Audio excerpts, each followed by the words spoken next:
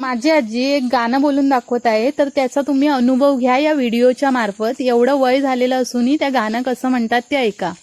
बरं बायांच्या बांधीला सडकेचा लोखंडी खांबाचा, सज्जनी बाया बसवल्या डब्यात, उतरले पुण्यात.